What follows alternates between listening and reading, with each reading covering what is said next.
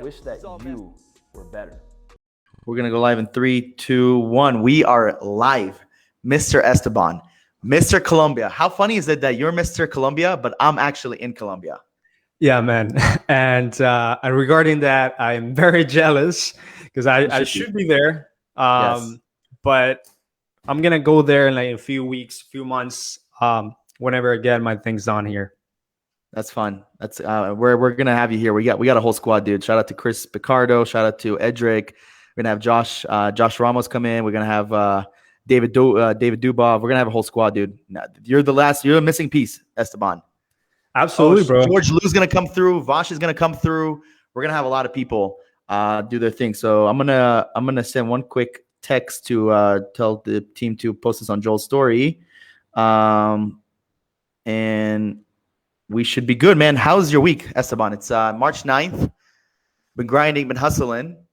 End of Q1. How's Q1? How's the week going? Let's talk about that first things first.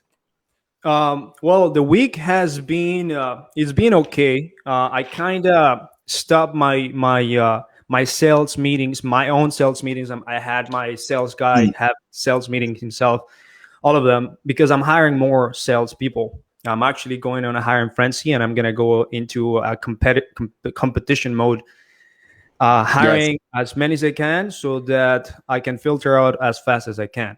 Right? Yes. So that's been starting out like this week. I've been interviewing, so it's nice. good. It is good because a year ago you were definitely not interviewing. Yeah, absolutely, bro.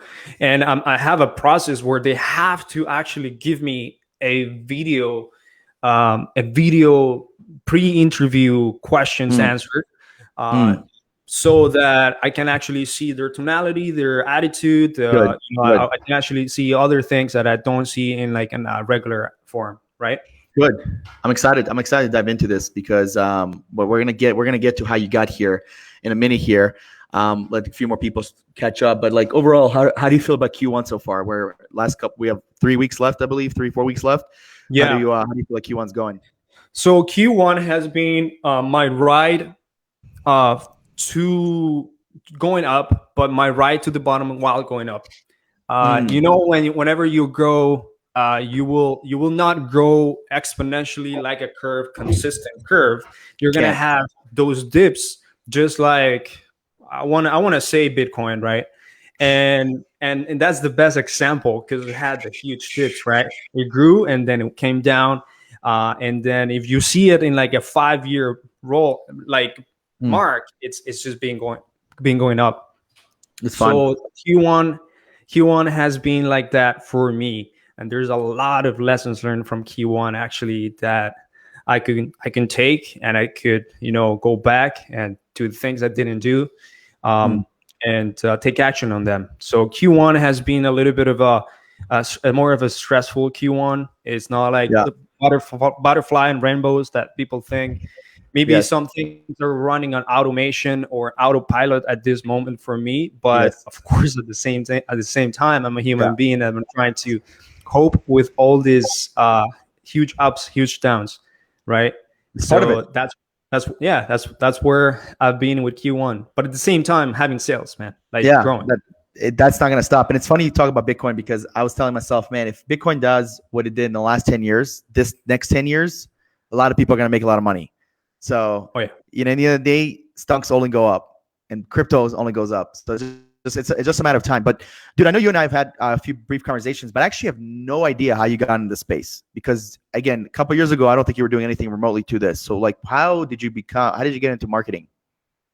How did I get into marketing? Yeah. It's funny because I was just an engineer trying to figure out my life, trying to figure out like exactly what I really wanted to do because I was uncomfortable with what I was doing in the office.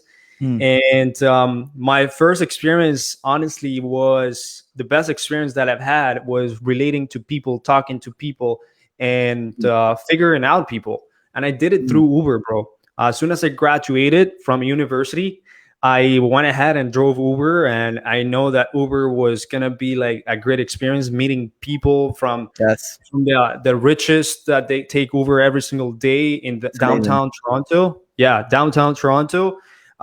To you'll get anyone in the Uber, so you'll learn different things, opportunities out there. Yeah. And I've always heard about like I can do advertising for other small businesses. I'm doing this. Just back in the car, I would have conversations with people, and I will eventually learn and pick up certain lingo and certain things about what they say.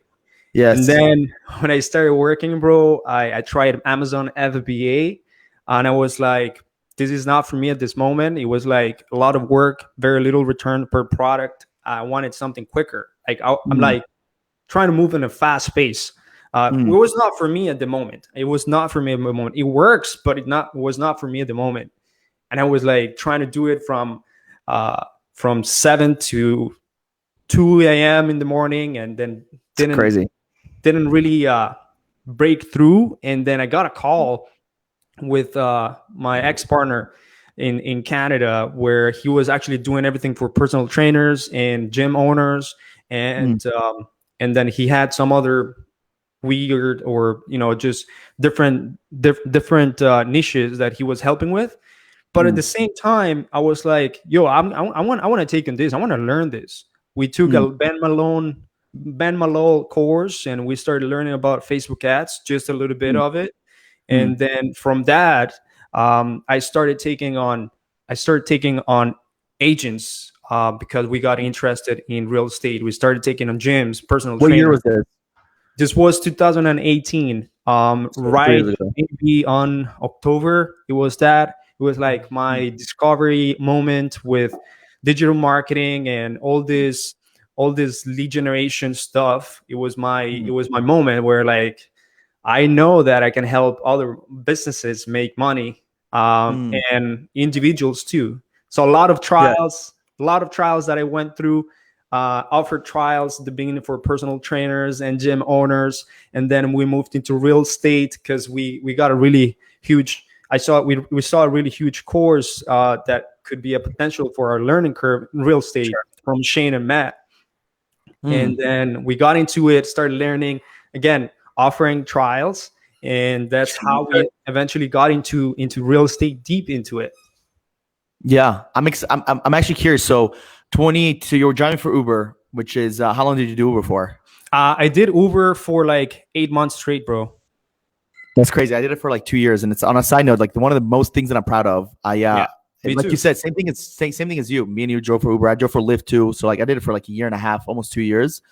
But one of the things that I did with Uber, and it's gonna get released one day, I actually had a journal in Uber, and I was 21. I was driving, and I gave people my journal. I told them to give me advice. So I have 150 people that gave me random advice, and it's one of the things I'm actually really proud of because eventually I'm going to release it, and it's going to be like it's all type of people, but you meet all types of people, and it's one thing about having conversations. There's not a better place to do it when you're consistently having to do it, right? Whether you want to or not, someone's walking your car, you're going to ask them how their day is. They might talk to you, they might not. So you did Uber. Obviously, you knew that was not it, right? Underpaid. The car depreciates. You're always on the road, working the shittiest times if you want to make good money. So obviously it's not ideal. Yeah. It's not ideal. I definitely enjoyed it. I definitely enjoyed talking with people. I definitely enjoyed like I would sometimes I would do Uber Eats, and sometimes we just take my bike and do it all across downtown Toronto. It was pretty cool. Yeah. But there's ups and downs with it. It's just like ultimately it's not a good long-term goal. I think it's cool if you're in high school, in college, but not the best long-term goal. And then your buddy hits you up and he's like, yo, look, I'm doing this for personal trainers and gyms. And how long did you work with gyms and personal trainers before you guys we probably did it for like 3 months only until we discovered real estate, because we were a little bit more passionate about that. And I know that gyms, you can make a lot of money with gyms too, but like we found a lot of people that were pretty broke, and then we realized in real estate there's a lot of people that are pretty broke too, but at least we were like passionate about it. What when you say passionate, like what do you mean by passionate? Like, is that something you want to get into? Is that something that you have family members doing it? Like what is passion in real estate? Yeah, man. So when I started actually in real estate, I was in Detroit, and Detroit is a very city that is coming up back again from the bottom, right? It's a city that went through a lot of shit, economy wise and stuff like that. And you see a lot of houses and opportunities in real estate to like build up the neighborhoods back up. So like I would just, it will just me. I will just see like these neighborhoods totally like distressed, or these big buildings that are totally vacant. And I'll be like, shit, they're like, just imagine if you just take on these projects and you flip it, you make this house look good again. You know what I mean? All those things made me go very passionate about architecture and houses itself. So we started working with realtors. I eventually thought about getting my license, but I was not sure about getting a license being Canadian, being only Canadian and not American. So I didn't do it. But then I went ahead and did the digital marketing piece of it. So why did you do the digital marketing instead of actually going to, like, you can do homes? Obviously Detroit's like one area, right? This areas, but I'm sure in Canada there's a ton of like cities that are not like Toronto. Why didn't you just go get your license or just flip homes? You don't need to have your license to flip homes. So what made you want to do more marketing for them rather than actually being in the field? Sure. I mean, I actually did try some field things. We went ahead and purchased a house that we wanted to flip. We took a 3-day seminar of Fortune Builders, which is a real estate investing coaching training thing. We went ahead and purchased a house. We did not do much due diligence before purchasing the house. Like in the back end, when we purchased the house, we found out that after putting down the project, the flipping and everything, that we couldn't transfer over the title of the house to another new owner in 5 years. So it was more of a model to like fix it and then maybe rent it out or live there. But it was not a model of flipping it, making money out of, after gaining the profit of the sale, right? So we lost money, and we had, it was like 2 other partners. And we lost money. We learned from it, but I also started getting into it a little bit more, real estate investing side. I met Argentinian people in Detroit that would really buy a lot of houses on auction, like 5 houses to 7 houses on a day of auction, and they would sell it to Argentinians that had money, that wanted to put money in the US, bro. That they wanted they wanted to put, literally park their money there. And so the Argentinian investor in Detroit would just flip them, and then it will do a property management business out of it. I helped him, and I actually started learning from him. But my first offer to him was, I can get you more houses for your investors through digital marketing, right? I already had experience with realtors. I knew that shit worked. I wanted to go ahead and actually do it with with a real estate investor. In this case, he was a cash buyer. He would buy bulk.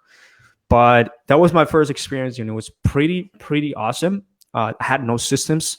I had absolutely no processes involved. Only lead generation. I will just send lead on an email, and then he will just try to figure it out that way. That's crazy. He will have a spreadsheet too, but like there was absolutely no follow up. There was absolutely no nothing, and he'll just do everything manual.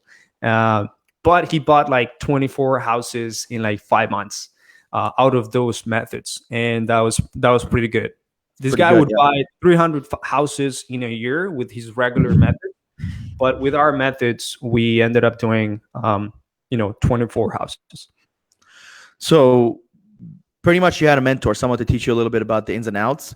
But in your head, you're like, man, I'm probably more suited to do marketing and actually help you get houses than actually me selling, right? It made more sense to your head. So you had, the good thing for you is that you almost had essentially had social proof. You had real life social proof with this person that you worked with. So come 2018, you guys pivoted from gyms to real estate.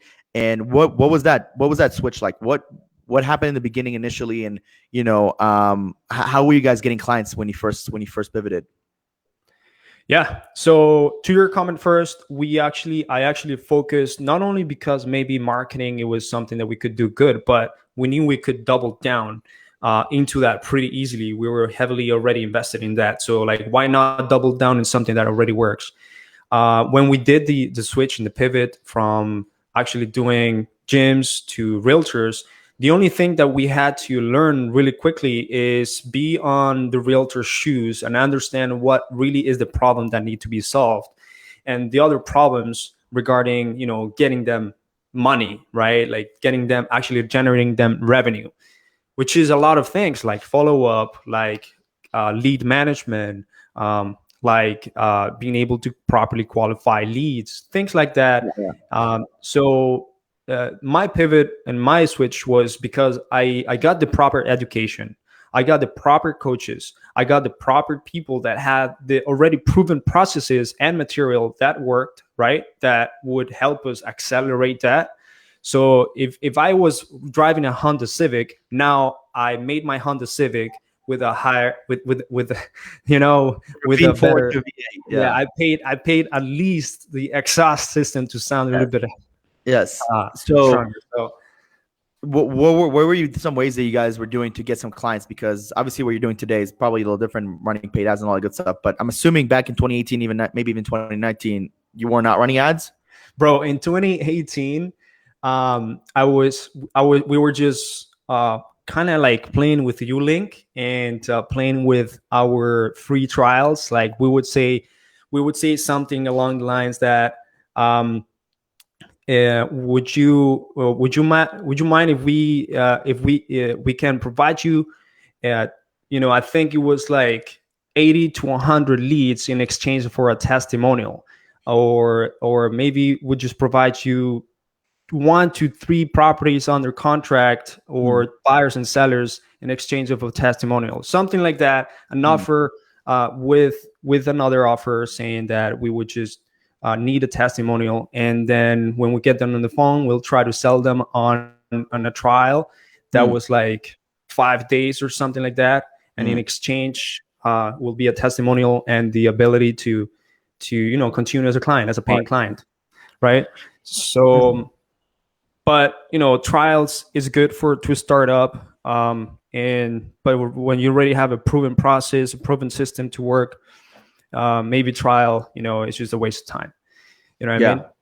100%. Would you, so if let's just say you had to restart today, real estate, starting from scratch, you don't have any money on paid ads, right? Because that's always the answer, paid ads. But let's say you don't have the money, right? A lot of people here, there are in real estate market, I think this but better than I do. Real estate niche by far is the most saturated niche out there. I would say real estate, e-com, Cairo, right? So the top 3.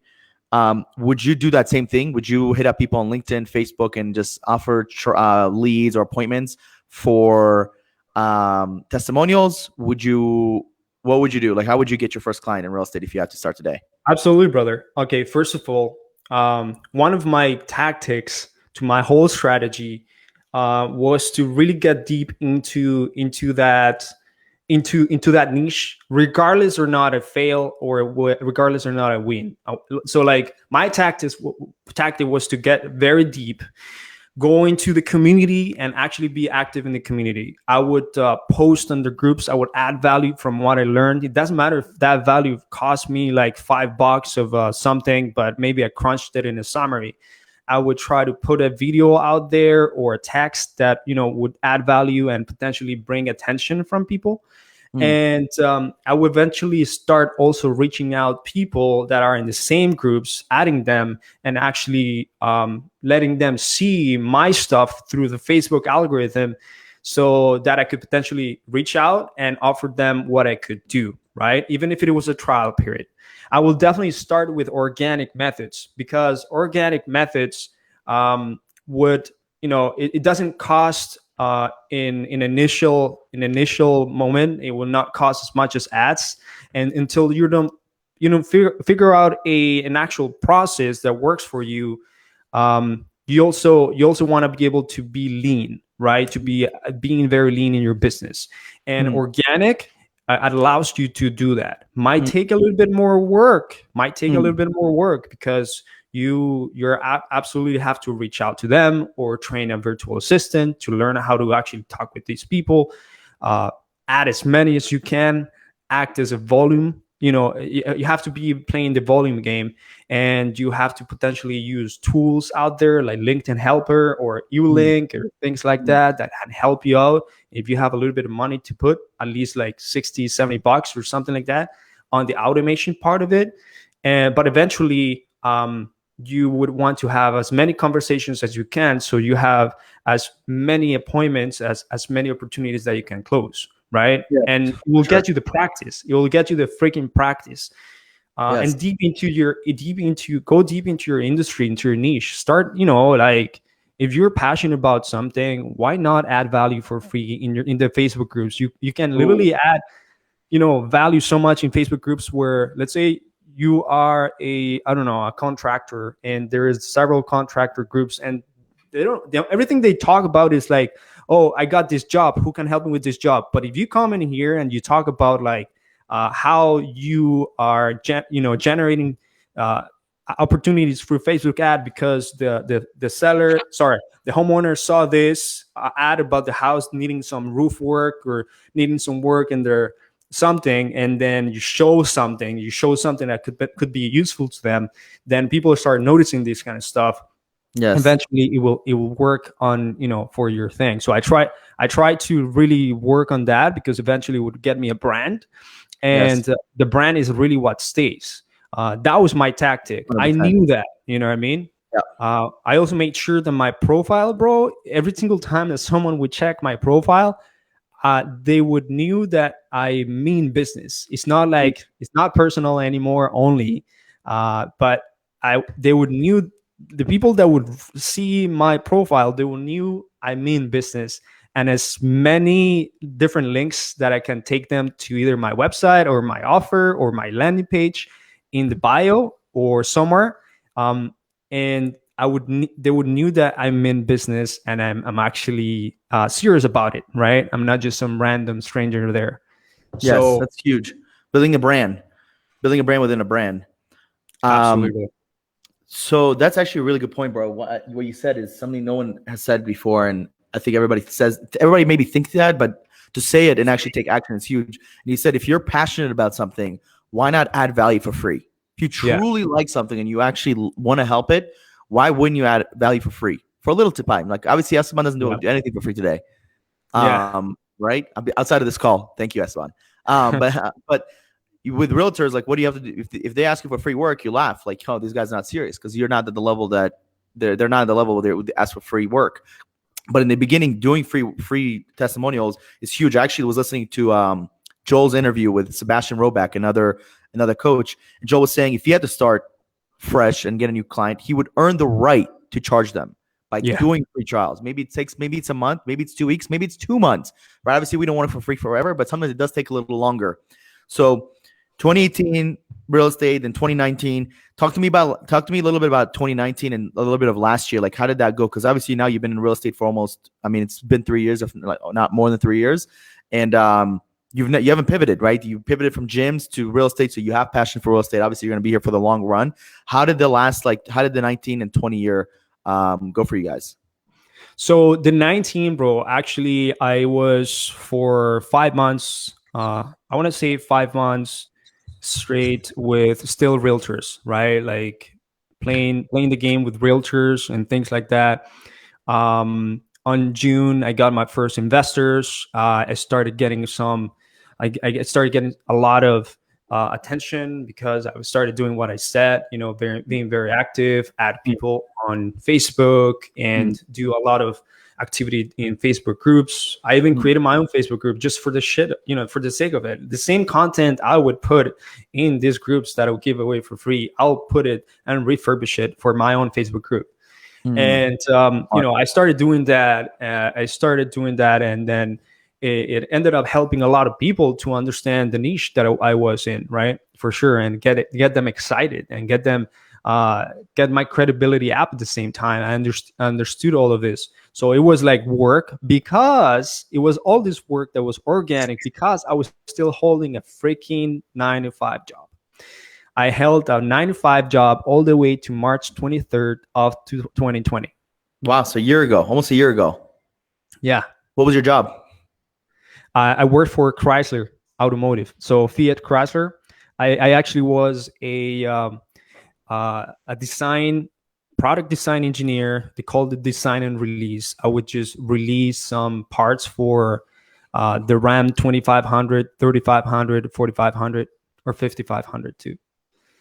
Okay. So you worked a full-time job, and then you were slowly scaling the agency. How many hours a day while you were, because a lot of people are here working a full-time job. How many hours a day were you spending on your agency? Bro, I was spending on my agency, kid you not, after work, I would arrive 5:30, 6, and then I will take some lunch. I will maybe go to the gym real quick. I'll start working at 7:30 or 8, all the way to like 3 a.m. Yeah, that's bananas. Man. I know. I was a sleepless owl. You were working, and then you're essentially working 16-hour days. Yeah, you had to do it. I had to do it. There was a smarter ways, more productivity, but I had to do it because I didn't have really the time during the day, and didn't want to get caught during the day. I also didn't have the VPN permissions to do business manager in my building. You know what I mean? So like, a lot of people are working full-time jobs right now, Esteban, while they're trying to build this, right? And I think I actually love that, because if I was to start, I would want to have a job on the side, because going all in on this on the day one, and you don't know what you're doing, you have no coaching, you don't work with Joel, you don't work with any of these coaches, it's already hard. Like, agency's hard. When you join Joel, it gets a little easier, but it's still really hard, right? But what would you advise to someone that is doing this, that wants to do this full-time, going maybe, any other niche, but is working in 9 to 5, right? Has 40 hours a week. Do you advise them to work as many hours as you did after? How would you? One of my biggest advice, man, is to take as much action as you can, and to not only consume knowledge, because knowledge is good, but knowledge without action is still inaction. It's still like not going to produce something that has some sort of results. So even if it is a organic post, even if it's like trying to reach out to someone and have some conversations, get people on the phone, all these things are actions that will lead you to eventual success, right? Because the more little things that you would do in your day, even if they're little, they will eventually compound to really good things that will happen to you. So really, not only taking action in towards trying to do something about it, but taking the enough effort and having the enough balls to actually put some of your money into the right education, into the right into the right platform or training or coach or whatever it is that will help you elevate to the point that it's not such a slow progress. I mean, I took a long time because I wanted to like really identify myself, and really I wanted to like see if this is something that I really wanted to do. But at the time that I started taking action was I bought the course of the real estate course. I started taking action right away. I started doing some ads for realtors. I started doing some outreach. I started doing some stuff. Right away, I did what I needed to do in order to at least fulfill who I am trying to fulfill. Right now, the time that came to taking it to other levels, that's like later on. But I would definitely take a little bit of faster action. I literally will try to fail a little bit faster than fail in like 5 months. Sure. I will prefer now. I will prefer now to fail in 5 days with the same lessons learned than actually fail in 5 months with the same lessons learned. I have wasted, in my mind, 5 months of potential learning curve, right? And it's time, bro. It's time and money, energy. So it's huge. Yeah. So like, if you go back to like late 2019, early, like let's say middle, late 2019, early 2020, right before March 2020, before you quit your job, like what would you do differently? Because you were working full time, so you didn't have all the time in the world to apply. So like, what would you do differently? Because like, dude, working from 8 to 3 is intense. Like that's a terrible advice. And I don't want anyone to like think, oh, they need to work 3. I think Esteban will tell you guys this, that working till 3 in the morning is not good. Obviously it works for him, but I think if you can go back, I'm sure you would do things a little bit differently. So if you were, I would definitely not try to have that lifestyle. That lifestyle, bro, has brought me to a lot of things that have really affected me in like my personal life and healthy wise, my body, everything. Like I used to be very active. I used to be very like go to the gym and things like this. And that has affected me a lot. So if I'm working on a job and I have a stable job and I have the right mindset about, look, this is where I want to be. I want to take myself to the next level. And in order to actually do that, I need to spend some money. And I was very, very, very, very attached with the money that I had. You know what I mean? A lot of people are attached with their freaking profits or the money that they're making. But for what? You're spending it in freaking a restaurant or maybe a coffee at Starbucks or going to the movies. Might as well you spend it on yourself. So you invest in yourself real quick. And a lot of that time is money. It's either you put the money or you put the time. And I prefer now, if I go back to some time, I prefer to put some money so that I earn the time, right? Because time, it goes with energy, it goes with, health, and, a lot of things that go along with it. It's going to take you definitely longer process. So I would definitely hire a virtual assistant. I would definitely hire some sort of proven training coaching program that can really, really, really take me to another level faster. And then I knew they had the mindset and capabilities to go ahead and take this by my own. But why not getting a little bit of push, a little bit of help? Ultimately, what I needed to do was to achieve success is what I thought was success was. Now I think about success as something else, but I wanted to achieve success with the agency, right? I needed to achieve results. I needed to make sure that people know that I know what I'm doing, and so that I can offer my services and I can offer what I can do for a price, right? And people would buy. Now, I did a lot of things myself. I did not actually put money or invest money into a virtual assistant, into some tools that I could have quickly leveraged. Like, for example, I took a long time to decide on Go HighLevel. And Go HighLevel has been huge for me in many, many ways. I took a long time on decide on a virtual assistant. Literally my virtual assistant, bro, like we got started with my first virtual freaking assistant. It was on, I think it was May or June of last year. My first freaking virtual assistant, bro. Almost 2 years. About almost 2 years since you guys started. I know. And then I realized, holy shit, there's a lot of stuff that she can do for me, and that she can do in a faster speed, because my mind is all over the place with my vision and everything. And I could just leverage other people's time, and I could just leverage everything, leverage the little money that I could put. And right now digital marketing is huge, because people can work whatever you want, whatever they want, in countries that it's affordable. I mean, the actual payment is not as, the lifestyle or the cost per life cost is not as high as here, and you can leverage all of that. It's literally leverage, right? That's it. Yeah, man.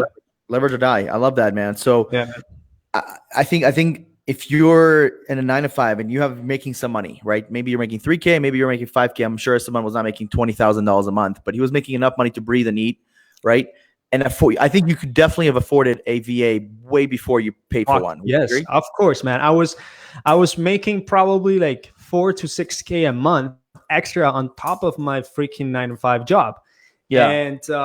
And that anyone can afford a VA at that point. I could afford a VA. It costs like $500, $700 to start with a month, right? Yep. And so I will just leverage my time, and I could have done a lot of things like prospecting or posting here and there, and leverage, my time. Right now that I understand my time is really freaking valuable and really want to get my time back, yes, as much as I can, I understand that I would have hired pretty freaking quickly. That's huge. Yeah, I want to give you a quick shout out to Fava. If you guys are looking for VAs, hit me up, because if you're working a full-time job, you should definitely have a virtual assistant. If you don't work a full-time job and you're full-time in your agency, you should definitely have an agency. Definitely have a VA. I'm sorry. So either way, VAs are the move, especially as your first hire, which is, I believe, was Esteban. So the person that you started this gym niche with, going back to like 3 years ago, are you guys still partners with the real estate, or are you pretty much solo dolo in the real estate? No, we're not partners anymore, and we actually split ways on 2019 on December. Yeah, we split ways, and he just continued doing his own stuff, and I continued doing my own stuff. Yep. Nice. So you've built this agency practically by yourself, where you're at now. Like, there's no partners. I mean, yeah, you have VAs and some employees here and there, but you're the machine, essentially. I definitely built a machine. I got foundations absolutely from him. He started before me. He started probably like 2-3 months before me. I got some foundations regarding certain things and certain tactics that would work. But then we got into the courses, we got into the training, and we got even more out of that. And then the machine that actually started spinning gas was built by me. Yeah. Knowing what you know now, Esteban, do you recommend someone partnering up with somebody they trust and know, or do you think it's better to do this by yourself and kind of figure everything out? Because the rewards, obviously, it's a 50% reward at scale. That's huge. You're talking about thousands, if not hundreds of thousands of dollars. But in the beginning stages, right, you're 10K, 5K, you're not really making that much money. Like, what would you advise someone that's starting out? Like, should they look for a partner if they're only good at one thing? You know what, man? This debate has been going through my mind the last few weeks, because I understand that the biggest corporations out there, they always have freaking partners, and they split equity somehow. Doesn't matter how, somehow or X amount. And they can't do it alone, man. Honestly, they can't do it all alone. They have to have some sort of partnership, some sort of person that is in the same page, or people in the same page. And I'm right now at the point where I'm looking to find an integrator, someone that is going to put pieces together while I actually work on other high level stuff as well, that that potentially could take this to another level, whether it's the brand, whether it's the way that we do things, or adding another niche, or whatever it is. I could definitely be able to do that if I had that type of support. So there is definitely a big step to do that, but I think it's a very smart step to find the right person to partner up with. Maybe you just do it as a lease at the beginning, like you just rent out that partnership to see if it actually works. Doesn't necessarily be like splitting everything 50-50. But my ideal of a partnership is someone that will be a yin and a yang, right? Like the actual, like it would be someone that would connect and complement things that you don't have. Your weaknesses are their strengths, or their strengths are your weaknesses, right? I love that. So I'll definitely do look forward for that moment. I think the level that you're at, doing a leased partnership is 100% the move. You don't want to just give someone 50% like off the bat and sign a year contract, I think. And then I think in the beginning level, it's okay to just sign a contract as well. Just like if you don't know this person, right? At the level you're at, Esteban, it's hard to find other people that are as good and someone that you can trust, because these people, you need to trust them with your life and your family and all that stuff. It's beyond the business. The business is just money, right? Money is just value. So and this is the hardest thing to me that I've seen with partnerships, is being able to trust someone, like truly trust someone. It's very difficult to find. There's a few good questions that I see on here, so we're gonna get to them in a few minutes. But now that things are working, now you're actually one of the first things you were talking about is you're interviewing people. You're starting to employ more people, so the team is getting bigger. What's your vision for this year? Like we're sitting in March. I know you're approaching the $1 million run rate at some point. So what's your vision for the rest of this year? My vision, man, is I want to be able to take care more of myself. I took care of the agency and the revenue thing for already being pushing really fast for a few months, being probably like 8 to 9 months now, ever since COVID hit and I grew. But I want to be able to take care of myself more. I want to be able to systemize things a little bit more, so I can actually build a bigger pipe that can flow in more things easily. At this current moment, at this current moment, what I have, I can manage, but at the same time, it puts a lot of pressure and it's a stress on me. Even though I have a great team, the team is absolutely doing a great job, and we have about seven people or something like that. But at the same time, I am managing everything, right? And I'm very, very, very. I really care about my clients' results more than I care about myself now. So I want to start caring more about myself, going to the gym, being more healthy, taking care of my family, taking care of my my partner, my wife, my puppy, whatever, and put time that is a special time with that, because sometimes you will take it for granted. Whenever you're so focused on this thing, you will take for granted all those things. That it will harm you. It will harm you, like your mental health. It will harm your everything. So it's definitely that. That's for short term, but long term, bro, I want to be able to take it to at least a profit of 60 70K of profit, right, per month. That's what I want to be able to take it. So you're talking about usually that's around 400 500K a month. Yeah, that will be good. I mean, let's say 30%. Let's say if I'm running at 30%, what would that be? Let's say, huh? Yeah, like 200, 250. Yeah. Oh, no, never mind. Yeah. So if I'm running 30% profit, yeah. The cool thing is that you've seen people do it. You've seen people do it. And you're around people that are doing it. So now it's just a question of when. It's not a question of if, it's a question of when is it going to be. And we've talked about this before. It's two things that for you to get to the next level, it's systems and people. That's it. Yeah. The more people you put in, the better people are. And the most importantly, the systems that you have in place is huge. So I actually want to answer some of these people's questions. Someone here asked, I think this is a really good question. How were you closing clients' appointments when you were working only 8 to 3 a.m.? Because that's pretty wild. A lot of organic shit that I would be doing right after work. Luckily, a lot of people would log into Facebook, or a lot of people in my industry that would check on Facebook groups and stuff like that. For example, realtors do, real estate investors do. A lot of people, they just check in social media. I will have a lot of traffic between that time. Let's say 7 to 10, 11 p.m.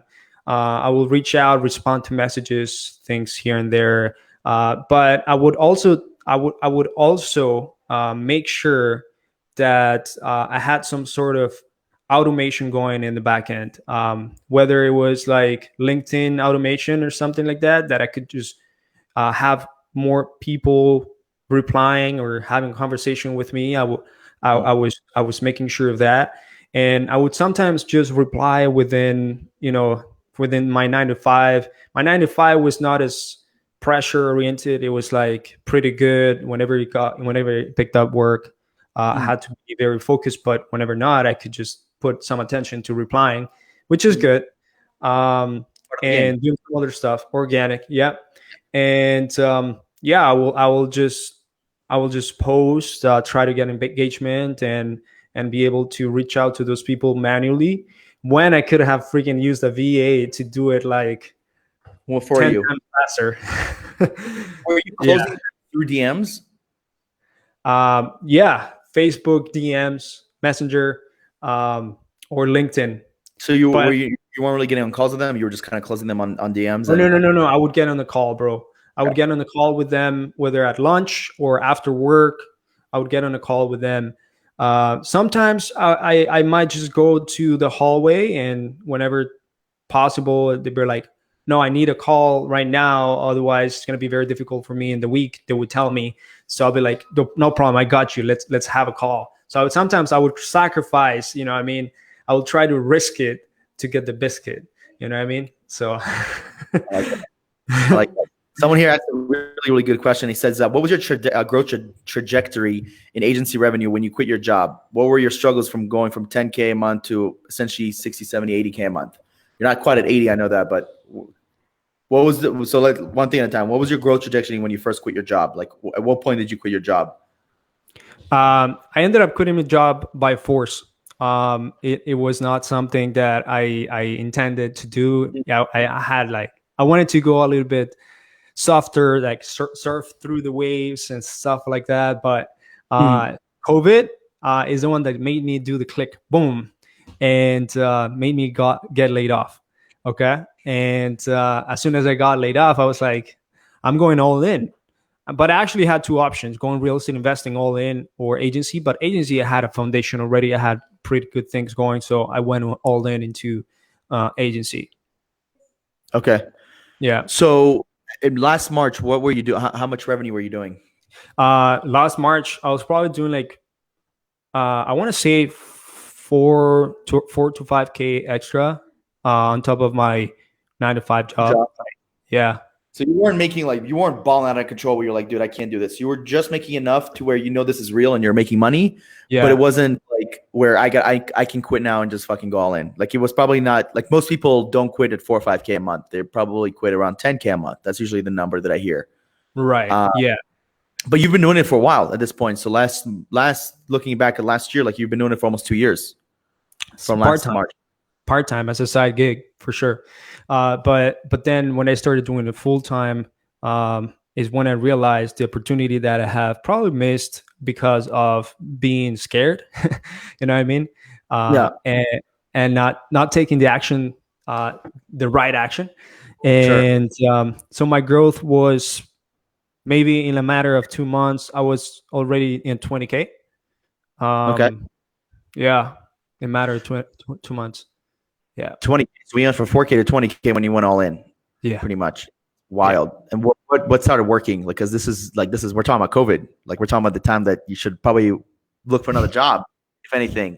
How did you go from 4K to 20K during the pandemic, essentially? I doubled in. I doubled down, bro, on the things that I knew were working. Post, brand, DMs. I started thinking about hiring a VA, which I eventually hired month 2. And I was doing 20K, 20 to 25K without a freaking VA. So how freaking nuts am I? I didn't have a media buyer. I would do the ads myself. I did everything myself. And it was a big mistake. Don't do that, guys. Okay. Thank you. I was gonna say don't listen to them because Esteban's an anomaly. He's a fucking hard worker, so he was gonna make it happen. But again, if you can go back, I bet you would have spent out of that 4 or 5K you're making to hire a VA to help you out. Yes, definitely. One thing I was scared of is like something somehow take my profits away. But what is my profits without my time and without my peace of mind? Right? Like what are my profits without happiness, or what are my profits with? It's nothing. Money is nothing. You know what I mean? Yeah, I know. Dude, it's everything. So I'm gonna take the last person's question here. It says, when you say 30% profit, right? And this is for someone I'm assuming is a little newer in the space. By the way, I can't see your name on here, which I'll probably have to look up on the Facebook group. Give me a second. I want to shout this person out. Let's see what this person is.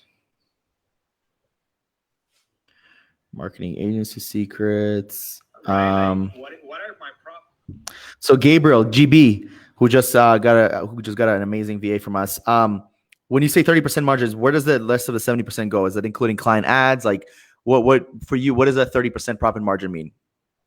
30%, bro. It has to be fulfillment. It has to be fulfillment might include media buying, having some operations in the back end and things like that.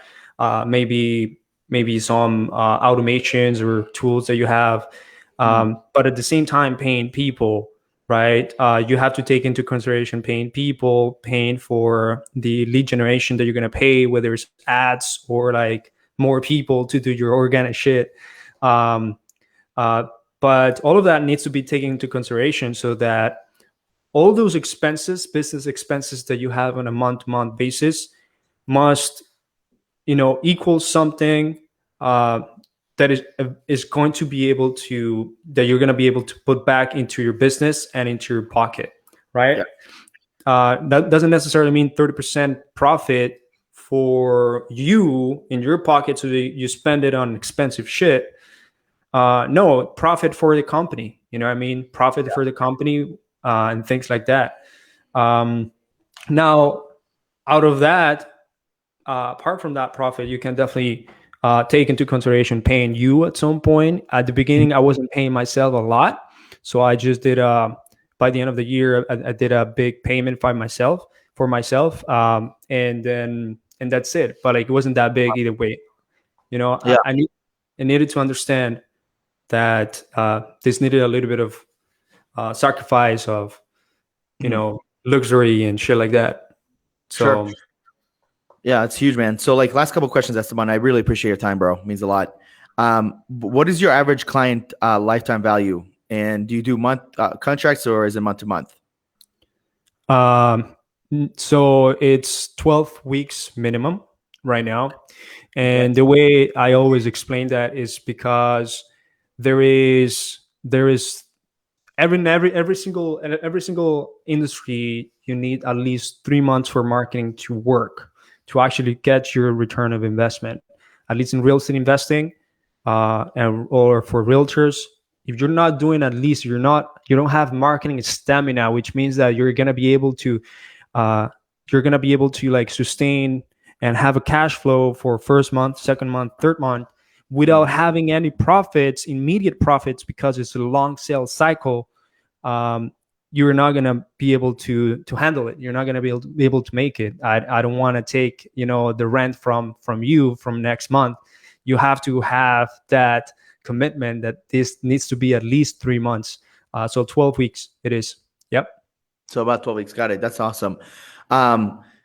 Last few minutes, I always want to just dilute it a little bit. You joined 7FA in the summer, right? Was it June, July? Yeah, it was August. August. So you were doing already like 30, 40K a month, 20, 30K? Right? I was about 25, 30. Yeah. 25, 30. So obviously, like, you had the money. What's been the biggest like change for you? Like, what made you want to even hop on? Because obviously things were working, but maybe they weren't working as well. And what has been the biggest like benefit of working with myself, Joel, and the team? Sure.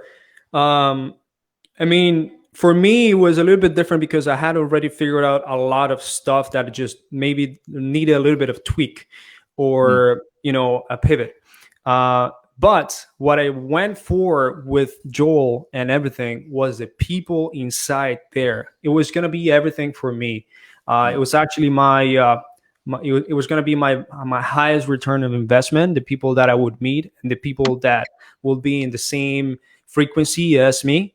Or higher frequency, and I wanted to be surrounded with those type of people, because being surrounded by those type of people will give you not only clarity on things that maybe are working for others, but also will give you leverage. Maybe you get help, maybe you get partners, maybe you get vendors or whatever it is. You get the network of people, because that's eventually what's going to build your net worth, right? So I went for the people. I went for the things that were working already for Joel, and I was able to easily get into the course, quickly capture what I needed to capture. Didn't have to go through everything, but to capture what I needed to do. and really needed to systemize and put it there, quickly put it into pieces. There's more things coming up that are, of course, are pretty awesome that I would continue, to add up. But yeah, like he already had like some sort of blueprint, I want to say, to make things happen and easier. So if you're a newbie or if you are in advanced mode, I would definitely recommend going for Joel Kaplan and 7 figures. Yeah. Yeah, and it helped you grow. I mean, but tripled your agency since then, and you have clients, you have employees, things are working. Dude, I'm really excited, man. It's seems like things are working. We got last 2 minutes. What if you can go back to Esteban in 2018, right when you stopped working for Uber and worked to the agent niche? What's the one tip you would tell yourself? Like one thing you would tell yourself 3 years ago? One thing that I would tell myself, So one of the biggest things that I would take myself is literally stop fucking taking so long. Stop fucking taking so long and making your decisions. Get a little bit faster in making your decisions and going for it, because nothing you're gonna gain nothing without being stagnant. Nothing, zero. Like you gain nothing. You just gain like you gain like time that is wasted and everything. So it's not something that you want to do. So I took a long time to take a leap on certain things, and that's something I want to tell my younger self to stop taking way too long on making decisions. Right? Those are, yeah. Do it faster, man. Think faster, do it faster. Those are things that will eventually definitely help you. And continue with the mindset. I had the mindset and I had the drive. It's just that in the implementation part of it, I was just all over the place. You know what I mean? I was not focused enough, and I was not making decisions as fast as possible. So yeah. Speed loves money. Yeah. Esteban, really appreciate you, bro. It's been right about an hour. I'm gonna think about Think about a diamond. Think a diamond. Look, the diamond is made with speed and pressure, bro. What you got to think about it is that you got everything. The pressure that is between the speed, okay, and the carbon that is there is what makes the diamond, okay. And so you got to be able to be faster. You got to also be able to be patient. So in carbon, there is patience because it takes a long time to turn into a freaking diamond, right? So it's patience and speed. That pressure in between that makes the diamond. You know what I mean? Boom. Be a fucking diamond, like Esteban said. Esteban, the diamond man. I love it, bro. I appreciate your time, man. I'm going to stop the live recording in 3, 2, 1.